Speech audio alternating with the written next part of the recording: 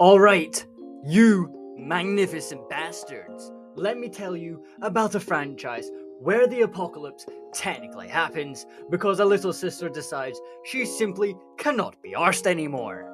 And that somehow leads to the complete and utter collapse of human civilization. No, I'm not joking. So today, we're asking a very simple question. Could the universe of NIER Automata actually survive the absolute nightmare that is the 40k galaxy? But before we start throwing depressing androids and homicidal machines into the 40k meat grinder, I need to explain the absolute unhinged story behind this fucking franchise. And that's a bit of a problem, because the timeline of the NieR series technically spans across over 20 years of lore, branching timelines, fucking stage plays, novels, and developer interviews, all somehow spilling out of the events of Drakengard. Now, yes, before the lore purists start sharpening their pitchforks, I know this universe has multiple timelines, time travel nonsense, and weird cosmic overseers messing with reality. We're not doing all of that today, because quite frankly, that way lies madness. Instead, we're sticking to the main storyline, which is still completely bloody insane on its own. So what I'm about to attempt should probably be illegal, because I'm going to try to compress over 2 decades of absolute narrative madness into a heavily abridged timeline, which is still probably longer than the thinned threads of sanity I have left. So sit back, relax, because things are about to get a little bit fucky.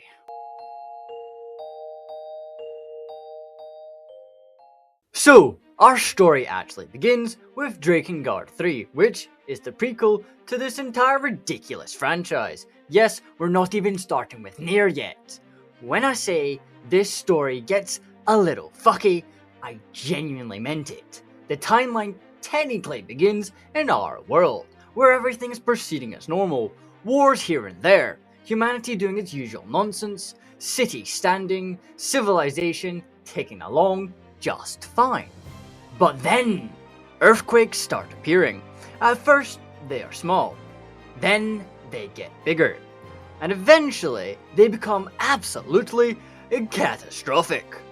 These things are shaking continents, splitting countries apart, and completely reshaping the planet.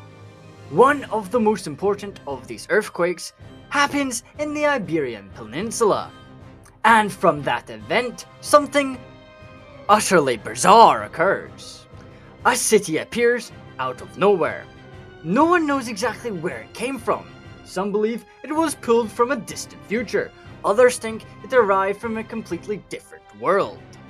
Whatever the truth is, the result is the same. A place known as Cathedral City suddenly exists in our world, and with it comes something humanity has never encountered before. Dragons, magic, and a whole lot of problems. With the arrival of Cathedral City in the year 856, the world of Drakengard is effectively born. And here's where things get even more confusing, because Cathedral City is technically connected to the timeline of NieR Automata. In other words, the events that eventually lead to NieR are also responsible for creating the conditions that lead to Drakengard in the first place.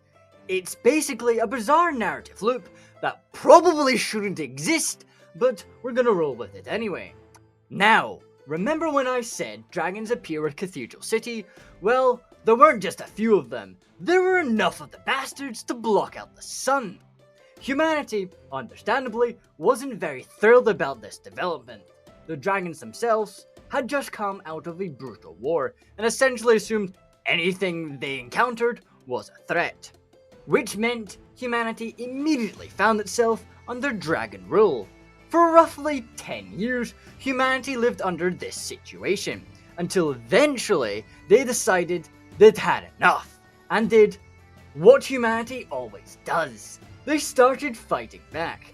and against all odds, they actually succeeded. Through sheer stubbornness and violence, humanity managed to push the dragons back until they were almost wiped out, reducing them to something dangerously close to an endangered species. Now, I'm going to skip over a few events here, because if I explained every detail, we'd be here all bloody day. But this is where one of the most important characters in the timeline appears, a girl known as Zero. Zero is complicated. Long story short, she dies and comes back with a parasite entity inside her, known as the Flower. And this flower is very bad news. According to the lore, it's essentially sent by God. Yes, that God, with the purpose of wiping out humanity. Dragons are one of the very few things capable of destroying it. But humanity, of course, had absolutely no idea what they were dealing with. Zero quickly realizes what the flower was and what it was capable of, so she makes the logical decision: kill herself before the thing can spread. Unfortunately, the flower had other ideas. Instead of dying with her, it cloned Zero 5 times, creating beings known as the Intoners, who promptly went off and started conquering the world. Each of these clones embodies a different aspect of Zero's personality. 5 representing lust, 4 naive optimism, 3 being completely unhinged, 2 embodying bliss and love, and 1 acting as their determined and moral righteous leader, or so she thinks she is. There is also a mystery figure known as Brother 1, who will be important later. Realizing the disaster she unintentionally unleashed, Zero sets out to fix her mistake. After forming a pact with the dragon, and going on what I can only describe as a very violent road trip, she hunts down each of the Intoners, one by one. And this is not easy. These beings are absolutely powerful, but eventually she succeeds and kills all of them. Unfortunately, the story does not end there, because Brother 1 kills Zero, and after watching his sisters get slaughtered, Brother 1 reacts in the most emotionally healthy way imaginable. He starts a religion dedicated to them so they'll never be forgotten. And believe it or not, this is only the beginning of the madness.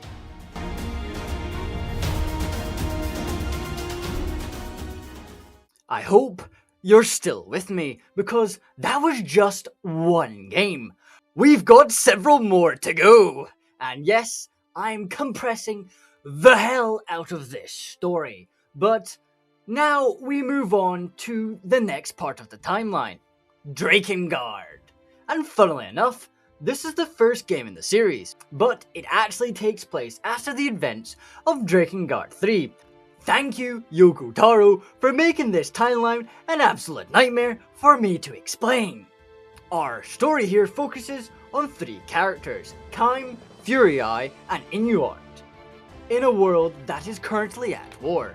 But for the sake of compression, the only one who really matters right now is Kaim, because trust me, this man is extremely important later. Kaim is a prince fighting against an empire that, interestingly enough, follows the religion founded after the events of the previous game. See? Everything in this universe somehow loops back together. Anyway, Kaim is basically a one-man slaughter machine, charging through battle like an absolute lunatic, until he gets stabbed in the back during a fight. Rather than dying like a normal person, he simply shrugs it off, stumbles across one of the last surviving dragons, and forms a pact with it. Now, pacts are very important in this universe, so here's a quick explanation. A pact is essentially a deal between 2 beings, both gaining immense power, but both also sacrifice something extremely important to them. And if one dies, the other dies as well. It's basically a magical suicide contract with benefits. Kaim sacrifices his voice. In exchange, he gains immense power and becomes even more terrifying on the battlefield. From here, the story involves a lot of battles and side adventures, but the key point revolves around Furii, a priestess who acts as a seal preventing the apostles of God from destroying the world. Unfortunately, things go horribly wrong when Inuart, who is obsessively devoted to her, completely loses his mind and ends up causing her death. Which is bad, very bad, because with the seal broken, the apocalypse is basically on the way. Kaim and his dragon manage to fight against the chaos for a while until the Queen Mother appears. And this thing is absolutely horrifying. A massive grotesque titan that looks like something out of my nightmares. During these battles, a portal suddenly opens above them, dragging Kaim and his dragon into modern-day Tokyo. Yes, you heard that correctly. The final battle of Drakengard ends with a medieval dragon fight happening in 2003's Japan. Kaim and his dragon actually manage to kill the Queen Mother, but immediately afterward, they get shot down by the Japanese Air Force. Turns out, dragons are not very good at surviving modern missiles. Unfortunately, killing the Mother Beast causes something even worse. Its body releases a magical contamination that spreads through Tokyo, turning its people into salt, and effectively wiping out the entire population. This disaster becomes known as the event that begins the collapse of human civilization. And that catastrophe is exactly the moment that eventually leads into the story of NieR Replicant. So yes, the entire world of NieR basically exists because a dragon fight happened over Tokyo in the ending of a completely different game. And now, things are about to get a lot more depressing.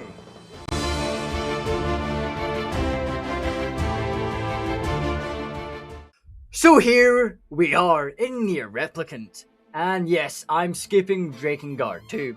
That timeline mostly melts into the first game anyway, so we're ignoring it. Honestly, I can't be bothered digging deeper because I've already watched a 6-hour plus video and a few others, totaling 12 hours of research. This is why this video has taken me 2 bloody weeks to make. And yes, you can see my sanity is hanging by a very thin thread.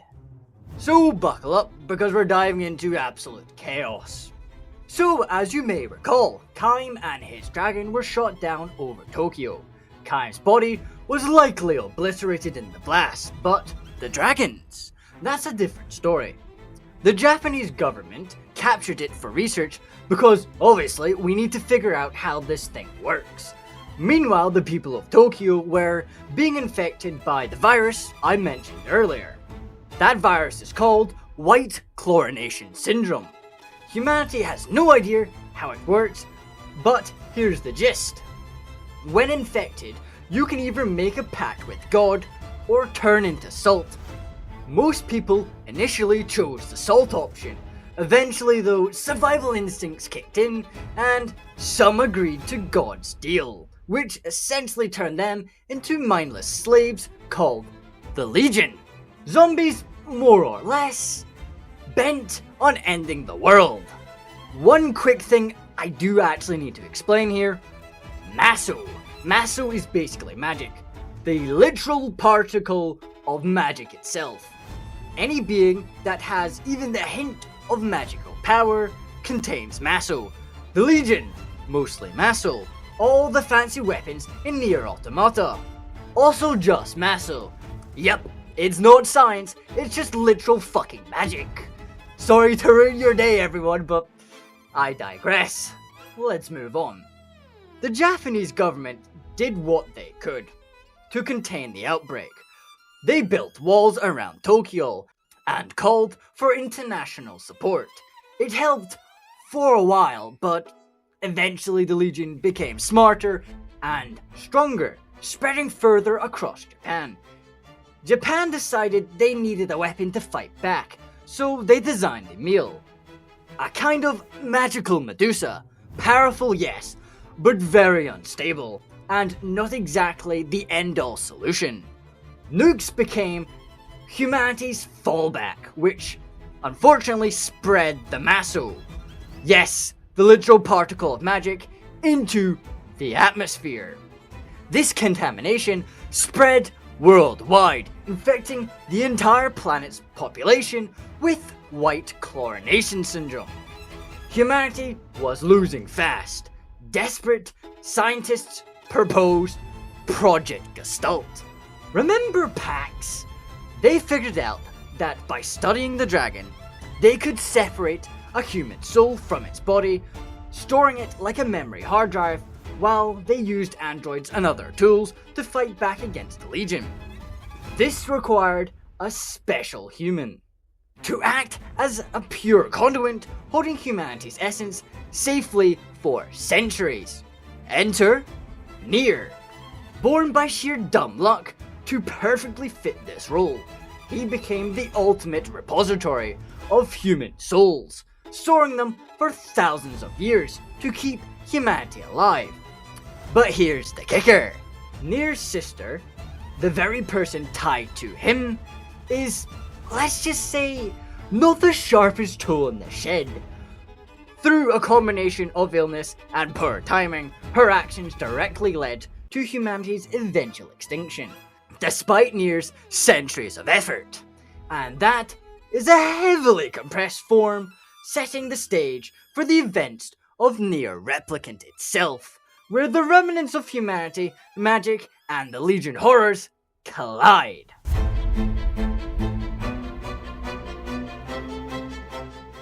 So now we get to what I'm calling NieR Replicant, the Gestalt stories. You might be wondering, if humanity is essentially stored as souls, and their bodies are, well, dead after 80 years or so, how do you move those souls into working bodies?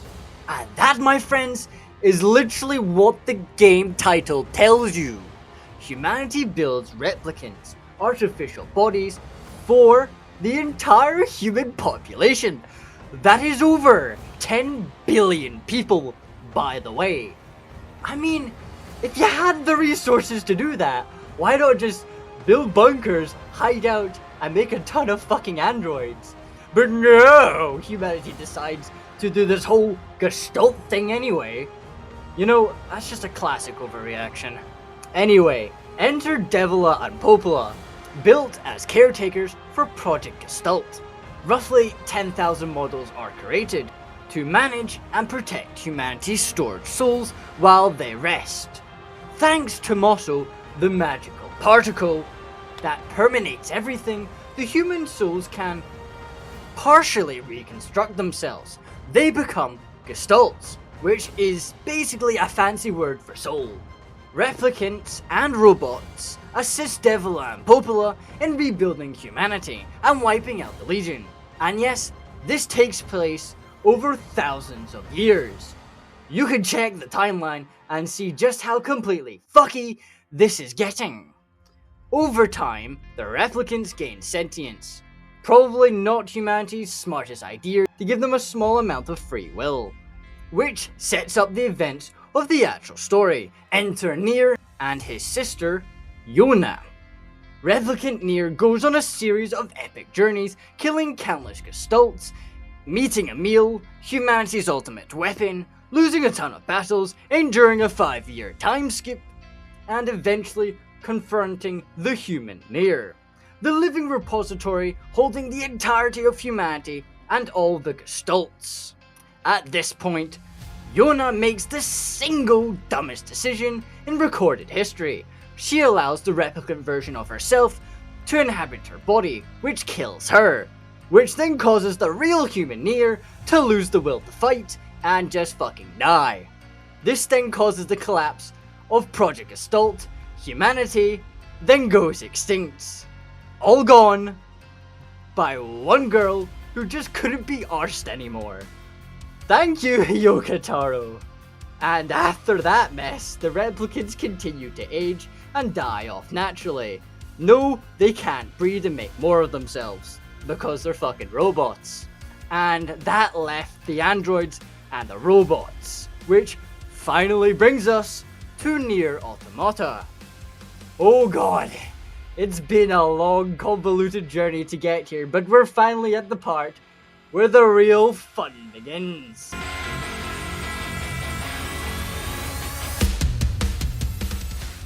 Alright, now we're finally at NIER Automata. Let's run through a few basic things before we dive into the actual events. Before Project YorHa, and after humanity's extinction, the remaining androids just kept building, surviving, and squabbling internally. Then, because why not, aliens show up. Yes, aliens. We've gone from medieval dragons to sci-fi fantasy, so strap in. These aliens attack, sparking a war that lasts over 1,000 years, with androids only surviving mainly thanks to Emil, the ultimate weapon, who clones himself into 80 million copies. They're still losing, and of course on top of those 80 million copies, there's like over 30 million androids and robots also fighting.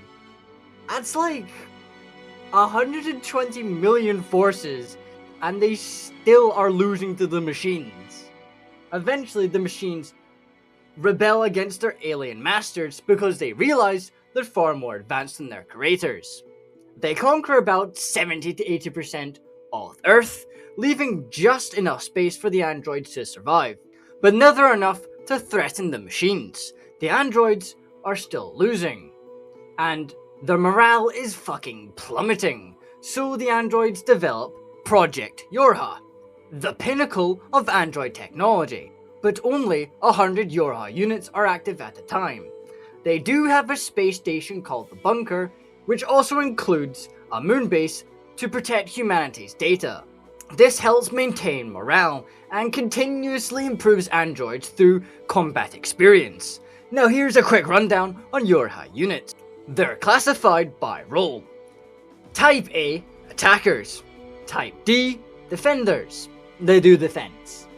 Type G, gunners, for long-range attacks.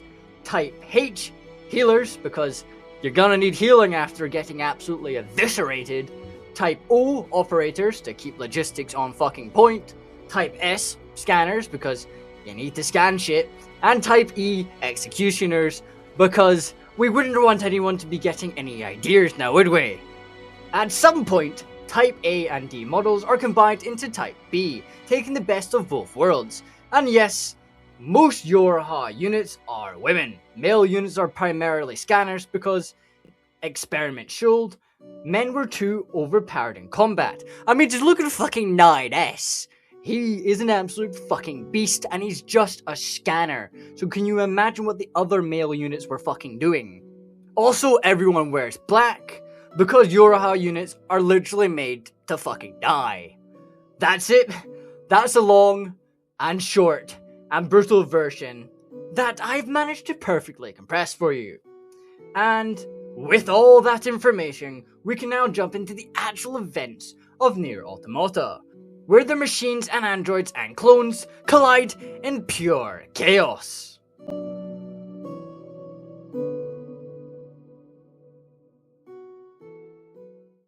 Alright, now we're finally talking about the story of NIER Automata.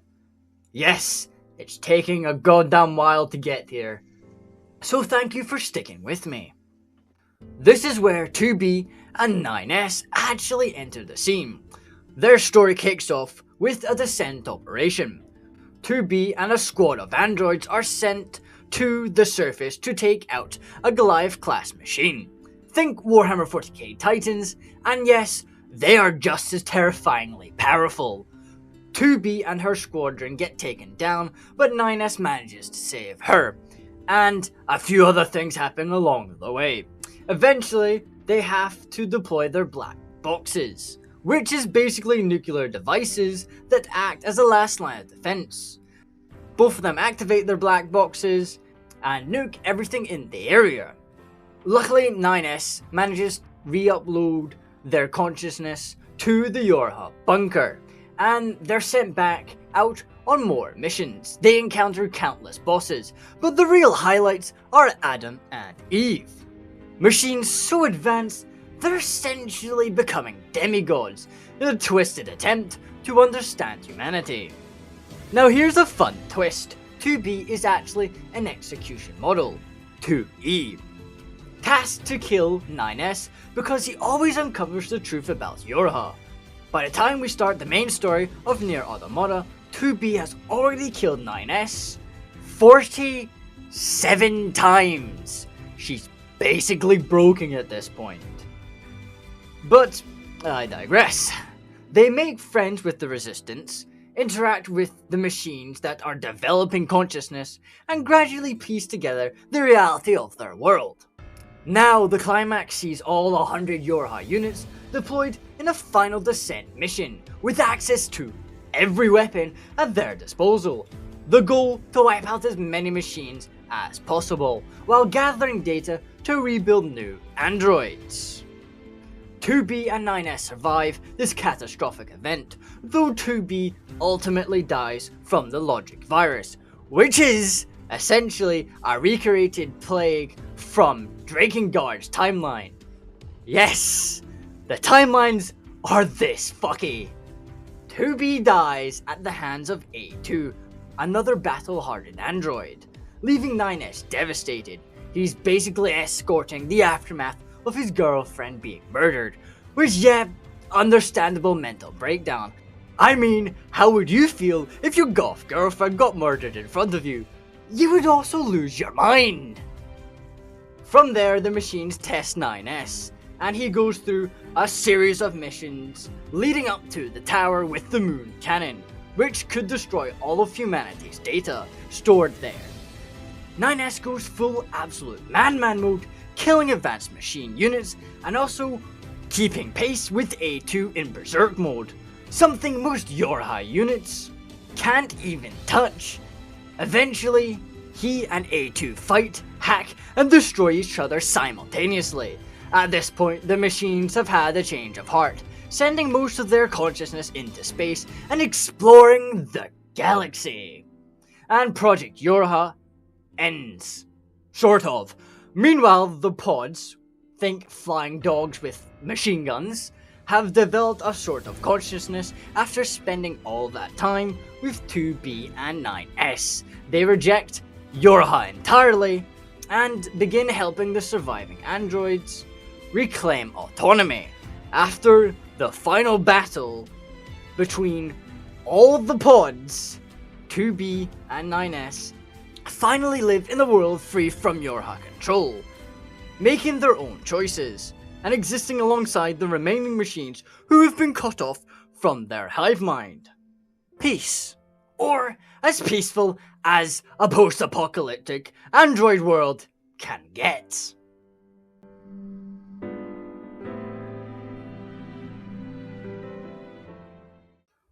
Alright lads and lasses, before we finally dive into this crossover, there's a little bit more you need to know about NieR. Do you remember Cathedral City? Maybe you do, maybe you don't, but bear with me. Essentially, there's a protocol, an android named Accord. She was built in Cathedral City to manage all the timeline, and to make sure all the data from those timelines get sent back to the primary world. Because yes, NieR is a sort of multiverse. And yes, it's completely fucky. Accord actively monitors the timelines and makes adjustments when things start going off the rails. She's basically a timeline manager and a multiversal babysitter. Because some beings in these timelines can literally warp time at will, like 2B, 9A, and a few other characters. And Accord makes sure nothing breaks the main story. So there you have it, that's the abridged and barely legible version of NieR lore. If I've left anything out, feel free to yell at me in the comments. Though honestly, if you've made it this far, you can yell at me in the comments. Because you're a champion of chaos and comprehension. Now that you're finally armed with all of my insanity, I think we're finally ready for the real scenario. But first, I really do need to give you a quick rundown of 40k, because if I threw NieR into 40k without any context whatsoever, my viewers would actually kill me. Right lads, this is a very, very abridged version of 40k lore, because at this rate this video is way too fucking long, and you've all been patient enough. So let's blast through it.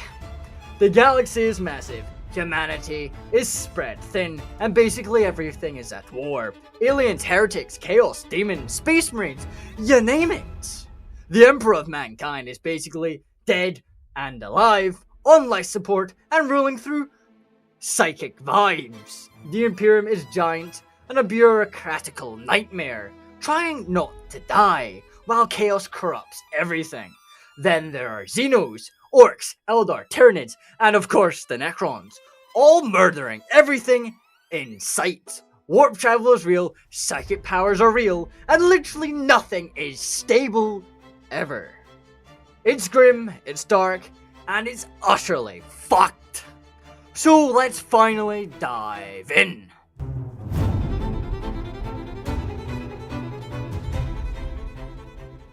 This is where things get truly fun. NieR Automata survives. I know. Survival isn't really the issue here. The question is, how does this fucking play out? So after running this scenario about 10 or so times in my head, here's the setup I think works best. We're taking NieR Automata at its peak, right during the massive YorHa descent operation, when all 100 units are going full berserk mode. Everyone on the surface is ready to kill everyone else, black boxes armed, and chaos everywhere. And then, cue Cathedral City Flash. A giant white light envelops the planet, and boom, the entire planet is transported into the 40k galaxy. Look, we'll be nice and say they arrive in a relatively important Imperial sector, with a few ships watching, but nothing immediately nuking the place. It's backwater enough that they'll get some breathing room, but powerful enough that the Imperium notices. Instant exterminatus. Not gonna happen here. First, the androids and machines aren't exactly squishy humans. They can hide, they can definitely shield, and rebuild endlessly. Their factories will survive. And once the initial shock passes, the machines and the androids are going to form an alliance and a truce, pooling their resources and tech. The machines start digging up their buried alien ships under the earth, militarizing, expanding, helping the androids build a near impenetrable home base.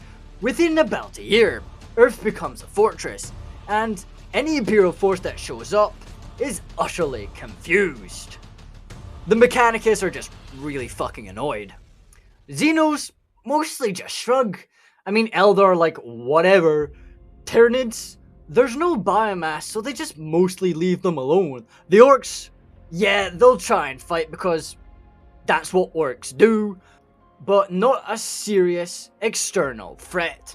Tal might form cautious treaties and see value in collaboration. The Leagues of Votan, resource sharing, tech assistance, symbiosis, for the most part. Meanwhile, the machines and the androids' infinite production capability means they can keep expanding, cautiously fortifying, and slowly building an empire while keeping low-risk contact with anyone sane. Now, chaos is where things got a little bit tricky. Are machines and androids vulnerable to warp fuckery? Probably not. They've got something else going on. Masso. Remember the human soul, the Gestalts, existing because of Masso? By gaining sentience, the androids may have inherited something akin to a proper soul that operates on a different type of psychic magic presence that isn't directly tied to chaos. So the Chaos Gods might shrug and leave them alone. Maybe Zinch gets curious, maybe not. The jury's basically out for this one. Necrons though, oh, they definitely notice. These are machines with something like a soul and Masso based magic, a type of energy they're not familiar with. The Silent King might actually strike a deal for research purposes because these new machines could hold the key to understanding, well, life and the soul. That's right, the Necrons want to understand the soul so they can get their bodies back, and our little android empire just accidentally gave them the clues. So in short, NieR Automata lands, survives, forms a fortified alliance between machines and androids, deals with minor Xeno contact, mostly ignored by Chaos, and becomes a research consultant for the Necrons. Earth becomes a fortress world, the machines and androids expand carefully, and the Imperium totally baffled. And you, the viewer, are left asking, what the fuck did I just watch? And why is this Scottish guy still talking? Alright lads and lasses, that's a wrap. This video has been an absolute mental fucking marathon. 2 weeks of research, writing, recording, and editing. And honestly, whatever little shreds of sanity I had at the start of this is gone, is vaporized. Poof! But we have indeed made it. And I hope you've enjoyed this deep dive into NieR Automata's insane lore, mind-bending characters, and pure chaotic madness. I've done my best to cover it all, or at least as much as my brain could hold without melting. Even if this video flops and nobody watches it, I really don't fucking care. I just wanted to make a video about NieR Automata. And that's it. That's all I wanted to do. Now, a congratulations is indeed in order. You're all officially as insane as me, and you know what? No, fuck this. Fuck this. I'm not gonna do my usual fucking outro. Fuck you, Yoko Taro. Fuck you, bitch. I spent so long. I've spent 12 hours, Yoko Taro. 12 hours researching, and this is taking me so fucking long to do this video. Do you? I want you to try, Yoko Taro. Try and convince this fucking shit mess into your little fucking timeline of bullshit. I fucking dare you. I fucking dare you, bitch. And you know what? Nah. Have a killing day, everyone. Fuck that. Nah, I'm done. I'm done. Fuck you, Yoko Taro. I'm done. See ya. Fuck you all. Have a killing day. Fuck you.